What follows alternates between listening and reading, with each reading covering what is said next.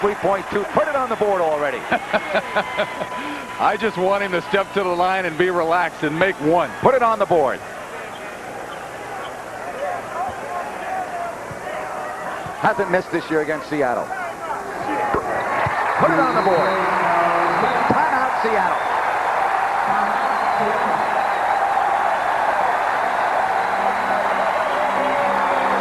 This would be a great reward for the fans here in Sacramento, as well as for Gary St. Jean and his staff.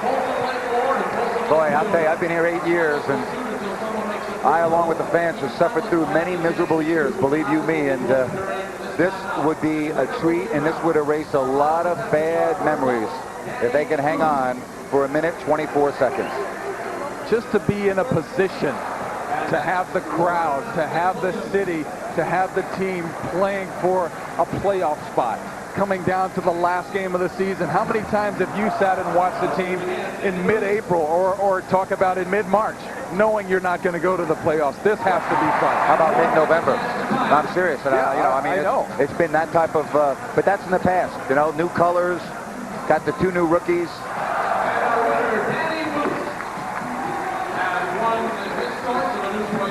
And the fans still on their feet.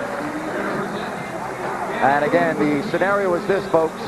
If the Kings win tonight, regardless of what Denver does tomorrow in Golden State, the game Sunday will be for the right to represent the Western Conference in the 8th and final playoff spot.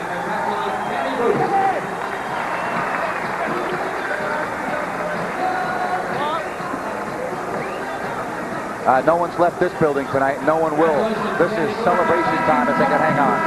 Bob Gerald now, courtside. Bob?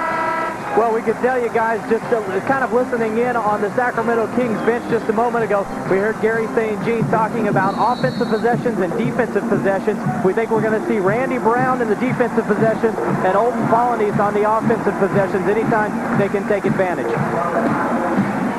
All right, Bob.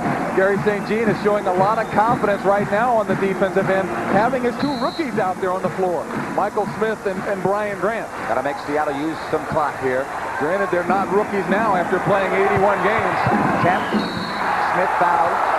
Well, I thought Michael had all ball there. He may have gotten him with the offhand on the back, folks, so we'll get another look for sure. Or with the body, but he did a good job at holding his own down inside as Sean Kemp gets the ball very quickly down on the block, and he held his ground pretty well, but they do call a foul there. Looked like all ball. Yeah, it sure did. Wow. Well, nothing you can do about it now except for watch Sean Kemp. Kemp, first trip to the line tonight. Hard to believe. Or let me check that. Yeah, it is. It's his first trip to the free throw line. And he's a 76% free throw shooter, so normally he gets to the line about 5 or 6 times a game, but the Kings have done a good job of denying him that position. Great substitution here by the Kings to get Michael Smith out of the game, because Seattle obviously would foul him if they had the opportunity, and he puts OP and Randy Brown back in. Brian Grant will come out, so get some quick ball handlers and guys that can shoot free throws. Absolutely, and that's very important. At this time of the game, you mentioned it earlier, would you keep Michael Smith in the game? You keep him in the game for possessions like this, offensive, defensive switches. Sacramento has 3 timeouts left, too, so they'll be able to do a lot if they need to with the timeouts. 1:20 remaining. Kemp will try to make it a 7-point game. 3 possessions, the Kings are up.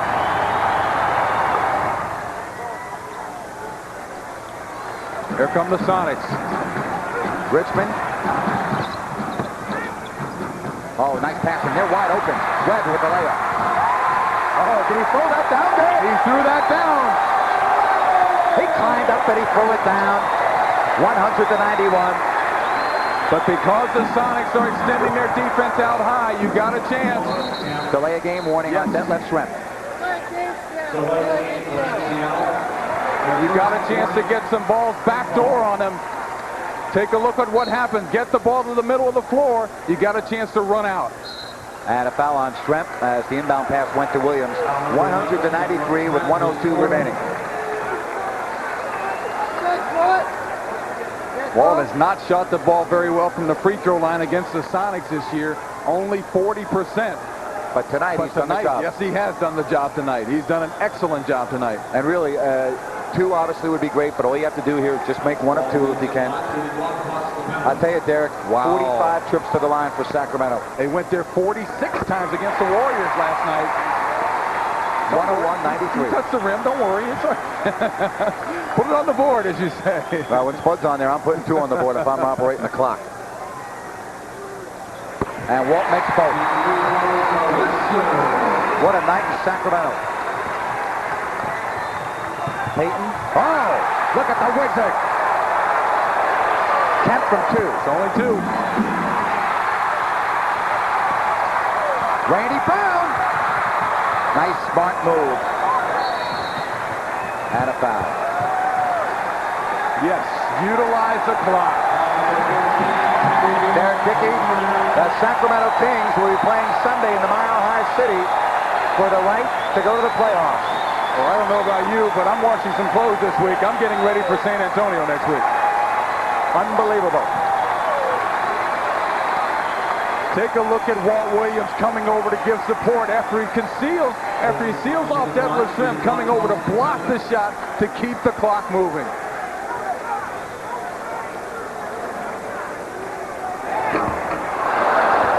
.44 seconds left. Still needs to make them. Again, for the folks that have come to this building over the years, what a sweet, sweet night this is.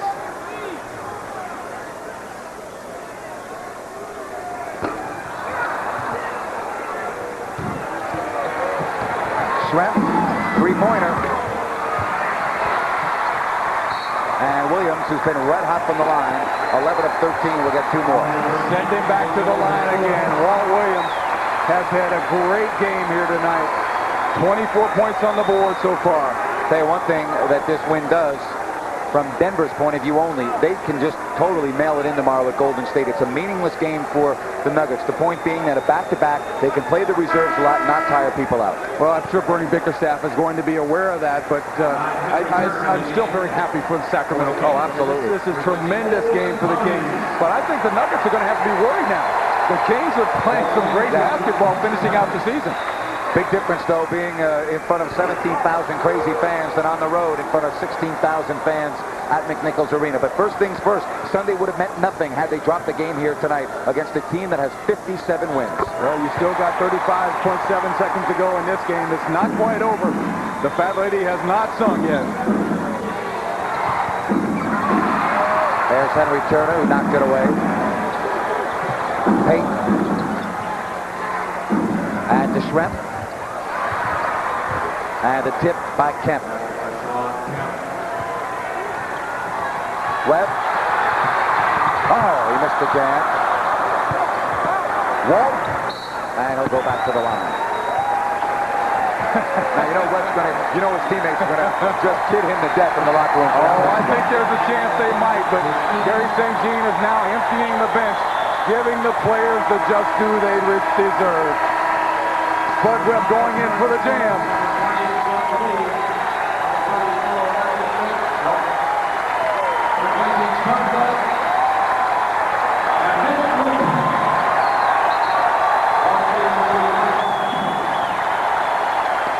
What a very special night in Sacramento Kings history. We're glad to be able to bring it to you on Kings pay-per-view. Game 81 of the year, a must-win situation, and you will not find a more spirited, better effort from the basketball team.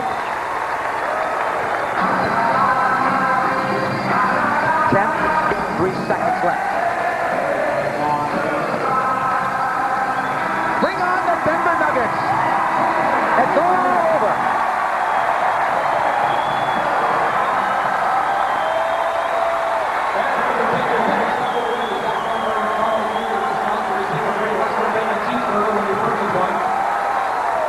What a great effort by the Sacramento Kings this year, winning 3 out of 5 meetings against the defending Pacific Division champions, Seattle Supersonics. So yes, game 82 will indeed mean something this season for the Sacramento Kings.